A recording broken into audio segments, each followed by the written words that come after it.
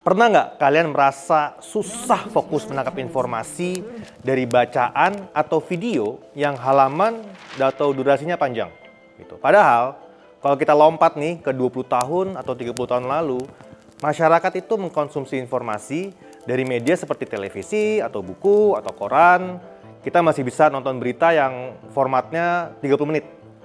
Atau untuk memahami suatu konsep, suatu informasi dari buku yang tebalnya bisa ratusan halaman. Tapi sekarang udah nggak kayak gitu. Dunia sudah serba cepat. Informasi disampaikan dengan kilat. Malah kadang-kadang saya merasakan ya, video 30 detik aja udah dianggap lama. Contoh nih, di TikTok atau YouTube Short, lebih banyak video yang viral, durasinya cuma 10 detik atau bahkan 6 detik. Audiens sudah puas dengan video pendek-pendek, tapi yang nonton banyak banget. Situasi seperti ini cocok dengan situasi yang saya baca di buku Dopamine Nation. Di buku ini, behavior atau kebiasaan masyarakat itu udah terbiasa banget dengan informasi-informasi yang super pendek, tapi memberi kepuasan yang super instan. Di saat itu, dopamin kita dilepaskan dan kita merasa puas. Semakin sering kita melepaskan dopamin, semakin senang. Hingga akhirnya apa? Kita kecanduan. Saya Mikael Deobrata, selamat datang di Kelas Pakar.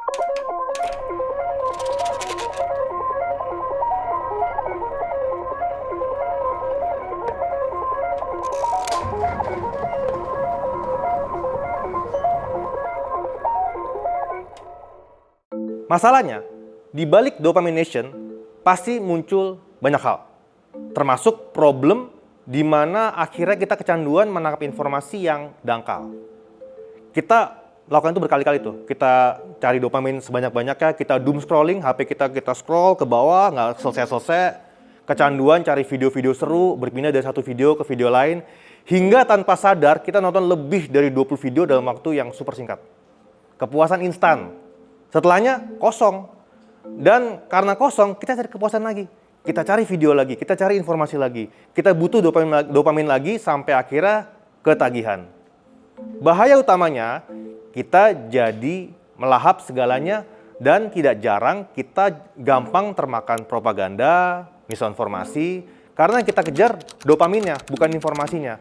Kita mengejar kepuasannya. Kita lalai melakukan cross-check fakta karena terlalu haus, maunya cepat-cepat puas.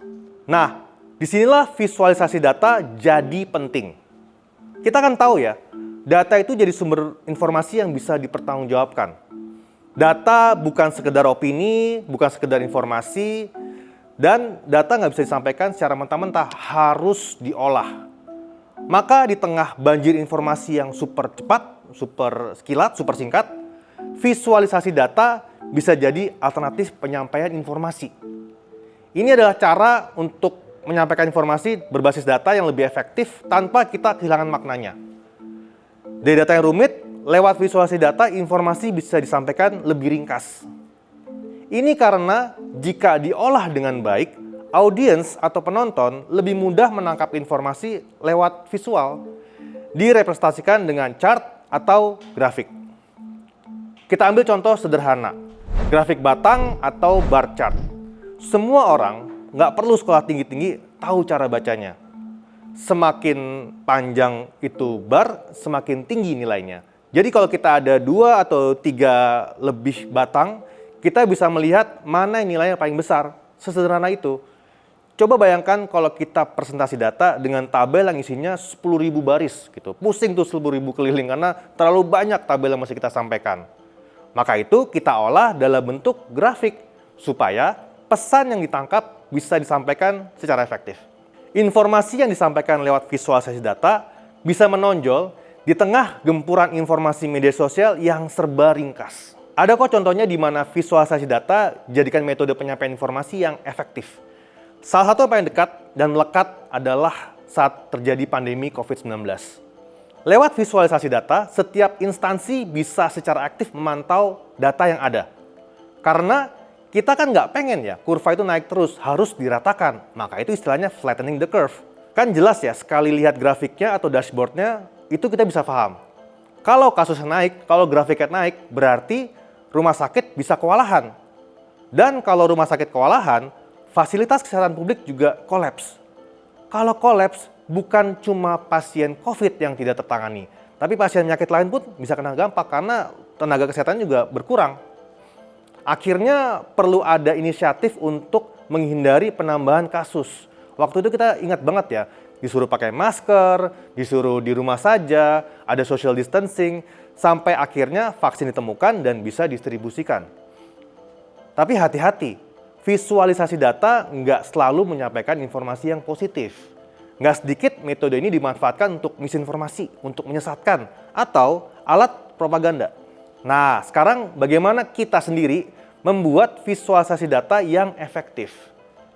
Kita tahu ya, sumber informasi utama kalau dari visualisasi data tentu dari data. Tapi data itu tidak bisa ditampilkan begitu saja. Saya nggak mau ngasih analogi. Kita bayangkan data itu seperti Lego. Saya tuh secara pribadi benci banget Lego kalau masih bentuk serpihan-serpihan. Bagi kalian yang punya anak, punya adik atau keponakan, gimana rasanya kalau nginjek serpihan Lego yang terceceran di lantai? Kan Lego bukannya bermanfaat, tapi malah bikin sakit ya. Cuma, Lego bisa jadi sesuatu yang impresif kalau dia dibentuk jadi sesuatu. Dari serpihan bisa kita kumpulin, kita pisah-pisahkan berdasarkan warna atau bentuk, hingga akhirnya satu persatu kita susun jadi apa? Jadi rumah, jadi mobil, bahkan bisa jadi diorama superhero. Data mentah kurang lebih sama persis dengan Lego. Data ketika masih sangat mentah itu nggak ada manfaatnya. Kita nggak bisa nih presentasi data begitu saja kalau nggak diolah. Soalnya bikin orang bingung. Tapi kalau data itu kita bersihkan, kita rapikan, kita kelompokkan, kita visualisasikan, kita kasih teks untuk konteks, maka jadi sebuah cerita atau analisis yang tajam. Sekarang kita ngomongin visualisasi data dalam keseharian kita. Kita bisa loh menggunakan metode bercerita seperti ini, bahkan dalam pekerjaan kita, untuk bisnis juga bisa, untuk presentasi pas kuliah juga bisa. Kan nggak mungkin ya, seperti saya bilang tadi, kita menjelaskan data penjualan dari bulan ke bulan dalam bentuk yang nggak efektif seperti artikel panjang, seperti bikin buku cuman buat laporan keuangan. Kita cukup menjelaskan dalam bentuk presentasi PowerPoint yang kadang cukup 3-4 slide saja. Kenapa harus ringkas? Karena keputusan harus diambil dengan cepat. Konsekuensi dari dunia yang bergerak dengan sangat cepat. Makanya skill dasar untuk mengolah data itu senjata utama. Kita butuh tools, kita butuh software jika mau mengolah data dengan baik. Dari data yang besar maupun data kecil, kita butuh alat. Salah satu yang paling ampuh, saya kasih tau rahasia ya, kita belajar Excel misalnya.